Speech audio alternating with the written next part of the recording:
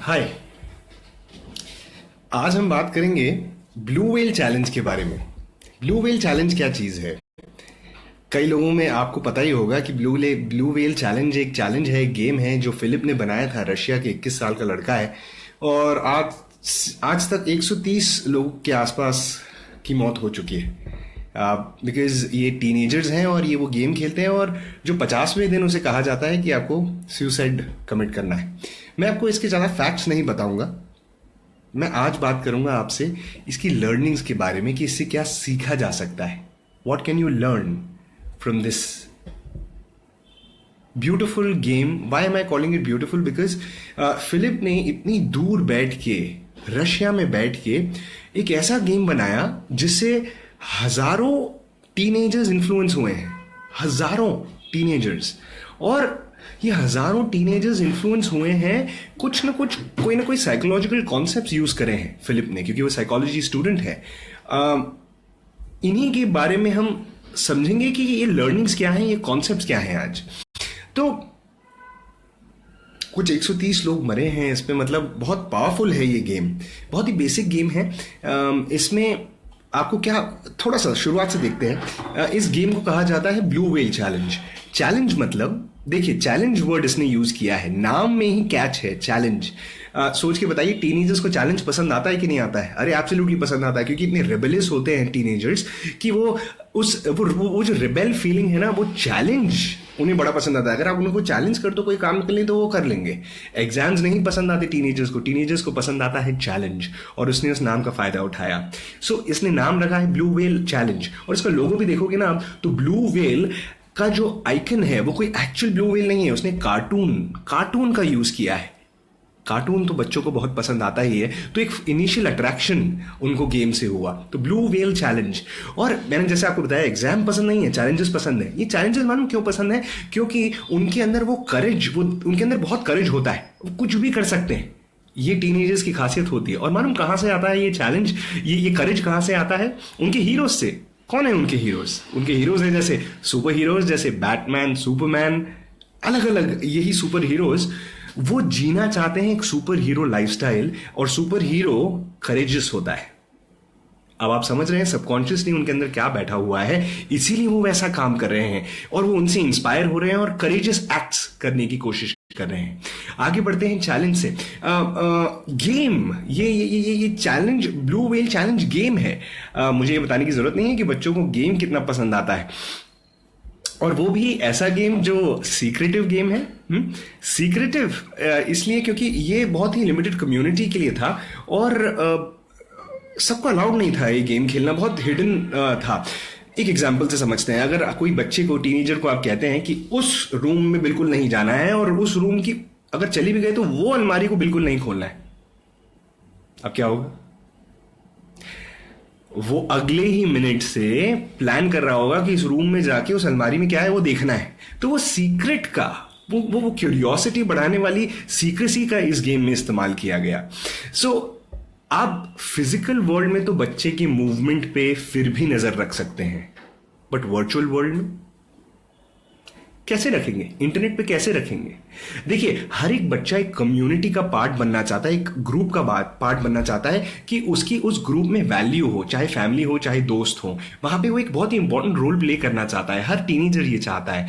तो आप फिजिकली उसे वो बुरे बच्चों से दूर रख सकते हैं, बट वर्चुअली कैसे रखेंगे? वो तो दिन भर फोन में लगा हुआ है यार, और फोन में लगा हुआ है और वो कैसी कैसी कम्युनिटी से जुड़ा हुआ है जहां पे हजारों लोग उसके जैसे हैं, और वहां पे उसे वो वैल्यूएबल फील कराते हैं और उनकी सलाह वो मानता है। बचपन में मुझे सलाह दी गई थी मेरे दोस्तों ने, उस टाइम वर्चुअल वर्ल्ड नहीं था, फिजिकल वर्ल्ड था, कि तू लंबा है जितेश तो फुटबॉल खेल और उसमें भी तो गोलकीपर बन जा, क्योंकि गोलकीपर के हाथ ऊपर तक पहुंचने चाहिए।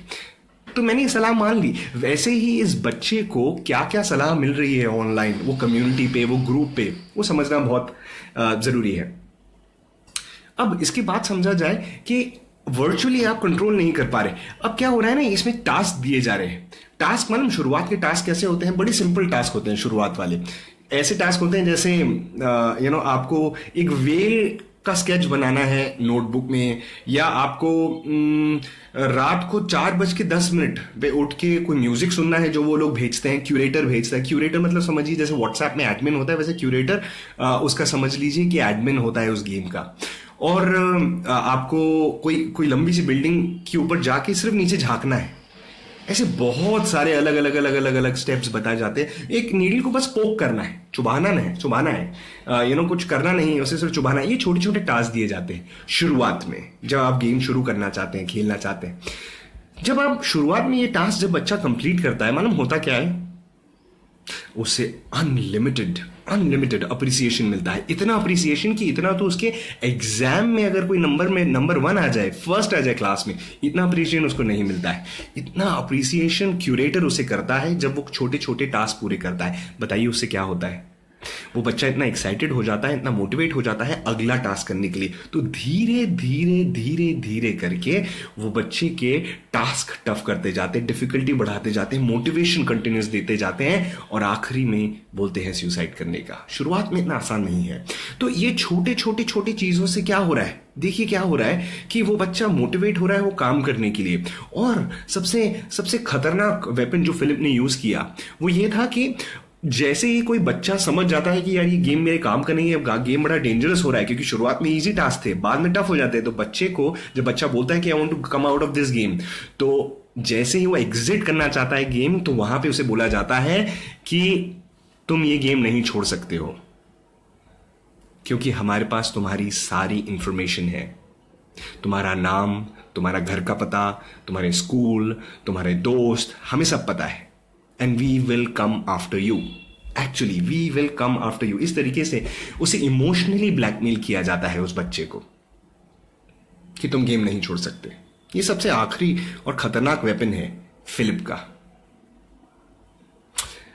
मैंने जो आपको ये सारी बातें बताई, ये इसीलिए बताई क्योंकि कहीं ना कहीं फिलिप ने एक टूल यूज किए हैं। ये साइकोलॉजिकल कॉन्सेप्ट्स हैं जो उसने यूज करे हैं ताकि लोग गलत डायरेक्शन में जाए, रॉन्ग डायरेक्शन में जाए। आपको क्या लगता है कि ये कॉन्सेप्ट्स पावरफुल है कि नहीं? पावरफुल तो है, तभी तो 130 लोगों की मौत हुई है। क्या इन टूल्स का इस्तेमाल सही डायरेक्शन में करने के लिए नहीं हो सकता क्या? बच्चों को सही दिशा के लिए, राइट डायरेक्शन के लिए, towards their goals, towards their dreams, towards a healthy lifestyle, towards what they want to achieve, हो सकता है। तो अब मैं एक एक करके साइकोलॉजिकल कॉन्सेप्ट्स पढ़ने वाला हूं कि कौन से साइकोलॉजिकल कॉन्सेप्ट्स उसने यूज किए हैं। जैसे उसने नाम रखा है चैलेंज और गेम, ये उसके नाम में ही है, चैलेंज और गेम। चैलेंज इसलिए क्योंकि सुपर हीरो करेजियस होते हैं, रिबेलियस होते हैं बच्चे, और गेम इसलिए क्योंकि बच्चों को गेम्स बड़े पसंद है। दूसरी चीज उसने करी है कि वो सीक्रेट गेम रखा है, और बच्चों को सीक्रेसी बहुत पसंद है, क्योंकि सीक्रेसी क्या बढ़ाती है? क्यूरियोसिटी बढ़ाती है बच्चों में, राइट। देन उसने करा है कि उसने एक कम्युनिटी बनाई है, क्योंकि हर एक बच्चा उस एज में कोई भी एक ग्रुप का पार्ट बनना चाहता है। वो कुछ भी कर सकता है उस ग्रुप में एंटर होने के लिए, झूठ बोल सकता है, कुछ भी कर सकता है, घर वालों से लड़ सकता है, पर वो ग्रुप नहीं छोड़ सकता है। तो उसने वहां पे कम्युनिटी का सिस्टम बनाया है।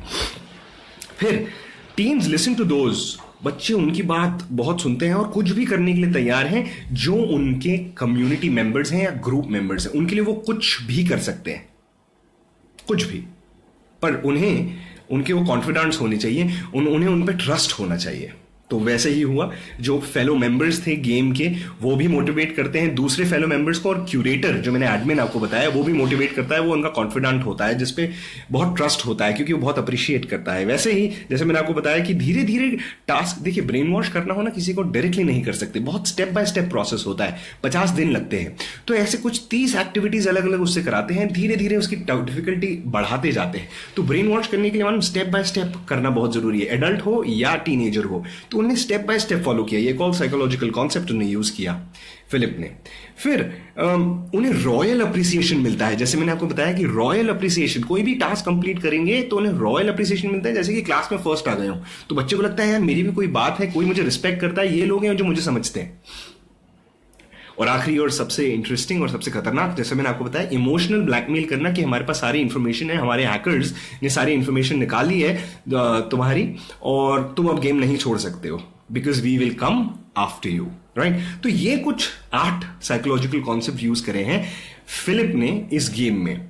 मैं आपको ये नहीं बताने वाला हूं कि इसका पॉजिटिव यूज कैसे कर सकते हैं, आप बताने वाले हैं कमेंट्स में। नीचे आप कमेंट्स करिए, कमेंट में लिखिए कि कैसे ये साइकोलॉजिकल कॉन्सेप्ट्स को यूज कर सकते हैं आप अपने बच्चे या अपने घर के कोई भी बच्चे को इन्फ्लुएंस करने में, influence towards a right direction.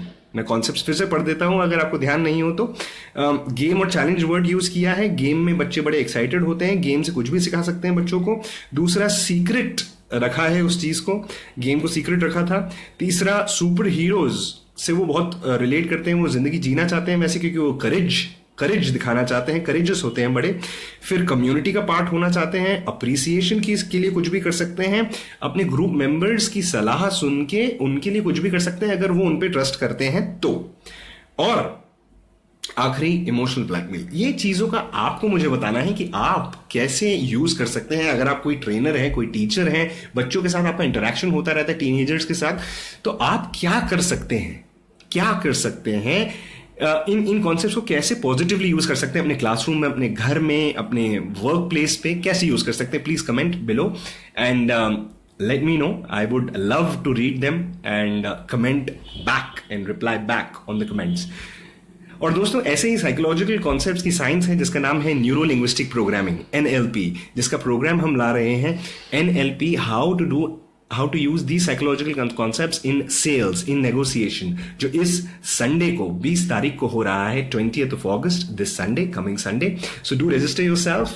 You can call 4002996 on our landline and you can register your seat and you can get more information from there. ऐसे ही कॉन्सेप्ट का यूज करना सेल्स और बिजनेस में आपको बहुत मजा आएगा। 1 day फुल डे वर्कशॉप है एंड डेफिनेटली कमेंट करना मत भूलिएगा आप कैसे इन कॉन्सेप्ट्स को यूज करेंगे अपने बच्चे के डेवलपमेंट में, ग्रोथ में।